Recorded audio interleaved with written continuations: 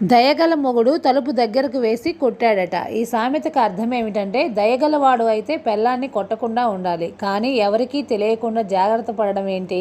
కొంతమంది ఇలాగే నలుగురి ముందు మంచిగా ఉండాలి, ఇంట్లో ఎలా ఉన్నా పర్లేదు అన్నట్టు ఉంటారు.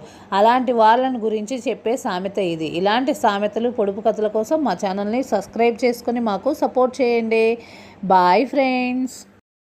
కాలు జారితే తీసుకోగలము, కానీ నోరు జారితే తీసుకోగలమా? ఈ సామెతకు అర్థం ఏమిటంటే, మాట్లాడే ముందు జాగ్రత్తగా ఉండమని చెప్పేటప్పుడు ఈ సామెత వాడవచ్చు. ఇలాంటి సామెతలు, పొడుపు కథలు కోసం మా ఛానల్ని సబ్స్క్రైబ్ చేసుకొని మాకు సపోర్ట్ చేయండి.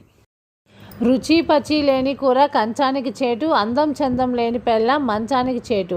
ఈ సామెతకు అర్థం ఏమిటంటే, ఏదైనా పని విషయంలో క్వాలిటీ లేకపోతే ఈ సామెత వాడవచ్చు. ఇలాంటి సామెతలు, పొడుపు కథల కోసం మా ఛానల్ని సబ్స్క్రైబ్ చేసుకొని మాకు సపోర్ట్ చేయండి. Bye friends. అప్పిచ్చి చెప్పుతో కొట్టించుకున్నట్లు. ఈ సామెతకు అర్థం ఏమిటంటే, మంచి చేశామని అనుకొని చివరకు నష్టపోవడం అనే అర్థం ఇది. సహాయం చేసినందుకు అవమానం ఎదురైనప్పుడు ఈ సామెత వాడతారు. అవసరం లేని చోట సహాయం చేయడం కొన్నిసార్లు ఇబ్బంది తెస్తుందని ఈ సామెత గుర్తు చేస్తుంది. ఇలాంటి సామెతల కోసం మా